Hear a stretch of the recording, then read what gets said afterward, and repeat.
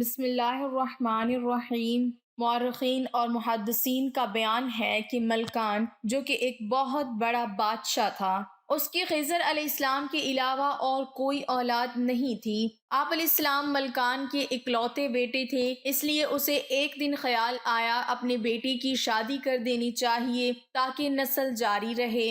حضرت خضر علیہ السلام عبادت میں سارا دن اور ساری رات گزار دیتے تھے، اسی لیے انہیں عورتوں میں رغبت نہیں تھی اور آپ شادی کرنا نہیں چاہتے تھے، مگر آپ علیہ السلام کے باپ نے آپ علیہ السلام کو مجبور کر کے آپ علیہ السلام کی شادی ایک نہایت حسین و جمیل باقرہ لڑکی سے کر دی۔ شادی کی پہلی رات آپ علیہ السلام نے لڑکی کی طرف توجہ نہ دی اور خدا کی عبادت میں مشغول رہے، اور جب صبح ہونے لگی تو حضرت خضر علیہ السلام نے کہا، دیکھو میری بات غور سے سنو، صبح کو لوگ تم سے رات کے واقعات پوچھیں گے، میں تم سے گزارش کرتا ہوں میرا راز فاش نہ کرنا اور کہہ دینا کہ سب معاملات ٹھیک ہیں۔ لڑکی نے آپ علیہ السلام سے وعدہ لیا اور صبح کو وہی کہا جو آپ علیہ السلام نے اسے سکھایا تھا، مگر لوگوں کو پھر بھی شک ہو گیا اور انہوں نے حضرت خضر علیہ السلام کے والد سے اس شبہ کو ظاہر کیا۔ آپ علیہ السلام کے والد نے کہا کہ دائی کو بلا کر تحقیق کروائی جائے، چنانچہ دائی کو بلوا کر لڑکی کی تحقیق کرائی گئی اور دائی نے بتا دیا کہ لڑکی ابھی بھی کنواری ہے۔ دائی میں آپ علیہ السلام کے والد سے حالات کا انکشاف کیا اور کہا کہ اپنے بیٹے کو ایک غیر باکرہ عورت مہیا کریں، کیونکہ عین ممکن ہے کہ آپ کے بیٹے کو باکرہ عورت میں کسی قسم کی دلچسپی نہ ہو اور کوئی ایسی کمزوری ہو جس کی وجہ سے باکرہ لڑکی ان کے لیے بیکار ہو۔ چنانچہ حضرت خضر علیہ السلام کے والد نے آپ علیہ السلام کی شادی ایک غیر باکرہ عورت سے طے کر دی اور اس عورت کو ہدایت کی کہ رات کے ٹھیک ٹھیک حالات سے باخبر کر دے۔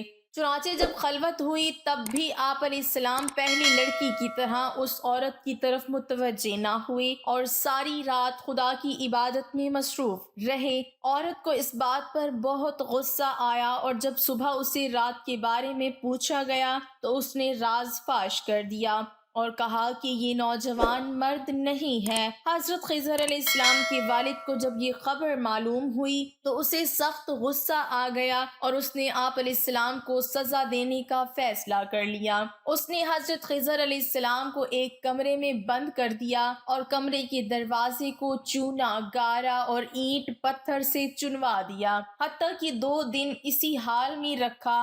2 دن بعد والد کی محبت اپنے بیٹے کے لیے جاگ اٹھی اور کمرے کو کھولنے کا حکم دیا، مگر جب کمرہ کھولا گیا تب آپ علیہ السلام کمرے میں موجود ہی نہ تھے، اور یہ بات لوگوں کے لیے بڑی حیرانی کا باعث بنی۔ باروایت اللہ نے آپ علیہ السلام کو ایسی قوت عطا کی تھی جس کی مدد سے آپ جس شکل میں چاہیں مشکل ہو جائیں۔ ملکان کو جب یہ حال معلوم ہوا کہ وہ اپنے بیٹے کے وجود سے محروم ہو گیا تب اس نے چاروں طرف اپنے آدمی دوڑائے تاکہ وہ آپ علیہ السلام کو تلاش کر سکیں، مگر پوری کوشش کے باوجود آپ علیہ السلام کو تلاش نہ کر سکے۔ حضرت خضر علیہ السلام اللہ کی قدرت کی بدولت وہاں سے نکل کر حضرت ذوالقرنین علیہ السلام کے پاس پہنچے اور ان کے ہمراہ بحر ظلمات میں جا کر آب و حیات نوش کیا اور ہمیشہ کے لیے ابدی زندگی کے مالک بن گئے۔ خدا نے آپ علیہ السلام کو دریاؤں پر موکل کر دیا،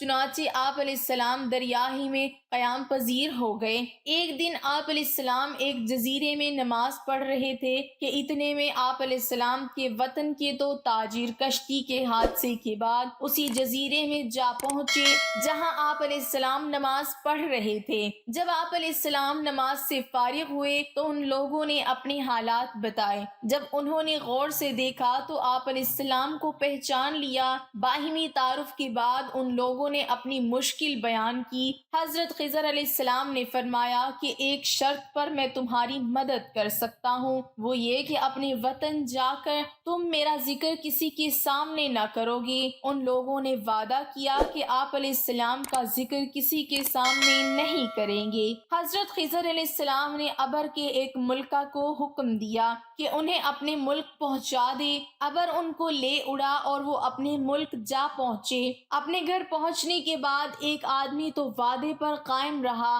مگر دوسرے نے یہ راز فاش ہی نہیں کیا بلکہ آپ علیہ السلام کے والد ملکان کے پاس جا پہنچا اور اس کو آپ علیہ السلام سے ملاقات کا سارا واقعہ بیان کر دیا۔ اس نے یہ بھی کہا کہ میرے ساتھ ایک اور تاجر بھی تھا۔ بادشاہ ملکان نے اسے اپنے پاس حاضر ہونے کا حکم دیا۔ جب ملکان نے اس سے پوچھا تو وہ وعدے کی پابندی کرتے ہوئے بولا، یہ شخص جھوٹ بول رہا ہے، میں تو اس کو جانتا بھی نہیں۔ اس نے کہا کہ اے بادشاہ سلامت، اس آدمی کو قید کر لیجئے اور میرے ساتھ اپنے ساتھی اس جزیرے میں بھیج دیجئے، ساری حقیقت سامنے آ جائے گی۔ چنانچہ بادشاہ نے اس تاجر کے ساتھ اپنے آدمی جزیرے کی طرف بھیج دیے، مگر جب وہ وہاں پہنچے تو ادھر کسی کو بھی نہیں پایا اور واپس آ کر بادشاہ کو سارا قصہ بیان کر دیا۔ چنانچہ بادشاہ نے پہلے قیدی کو چھوڑ دیا اور دوسرے کو قید کر لیا۔ اتفاقاً اس شہر میں کوئی بڑی تباہی آ گئی کیونکہ وہاں کے لوگ بہت سخت گنہگار تھے۔ اس تباہی میں تقریباً سبھی برباد ہو گئے، لیکن صرف 2 ہی انسان بچ گئے، ایک وہ عورت اور دوسرا وہ تاجر جنہوں نے حضرت خضر علیہ السلام کا راز فاش نہیں کیا تھا۔ جب ان دونوں کی آپس میں ملاقات ہوئی اور ایک دوسرے سے اپنے بچنے کا سبب حضرت خضر علیہ السلام کے راز کو یقین کر لیا تو دونوں مسلمان ہو گئے اور دونوں نے آپس میں نکاح کر لیا اور اس ملک سے ہجرت کر کے دوسرے ملک روانہ ہو گئے۔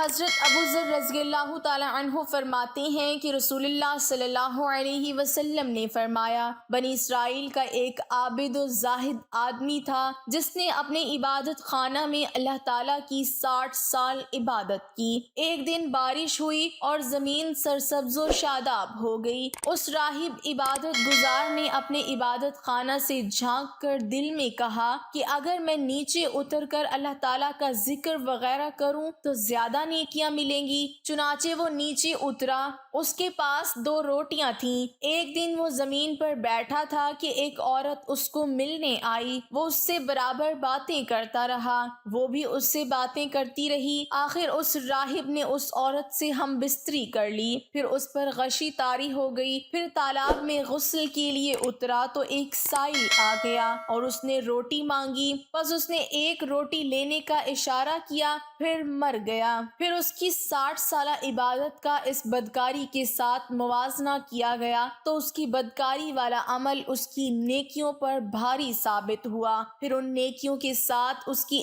وہ 2 روٹیاں رکھی گئیں تو نیکیوں کا پلڑا بھاری ہو گیا اور اس کی مغفرت ہو گئی۔ اس واقعے سے ہمیں یہ سبق ملتا ہے کہ اللہ کی عبادت کے لیے کوئی نشینی اختیار کرنا جائز ہے اور یہ عمل سابقہ امتوں میں مباح تھا۔ انسان جب اللہ تعالیٰ کی نشانیوں میں غور و فکر کرتا ہے تو اس کی معرفت و محبت اور ایمان میں اضافہ ہوتا ہے۔ شیطان کبھی خیر خواہی اور نیک جذبے کے دروازے سے آ کر حملہ کرتا ہے۔ معلوم ہوا کہ عورتیں مردوں کے لیے باعث فتنہ ہیں اور شیطان کا جال ہے، اور اس واقعے سے ہمیں زنا اور بدکاری کی شدت اور قباحت بھی معلوم ہوئی۔ اللہ تعالی ہم سب کو ایسے گناہوں سے بچنے کی توفیق عطا فرمائے اور ہمارا خاتمہ بالایمان فرمائے، آمین ثم آمین۔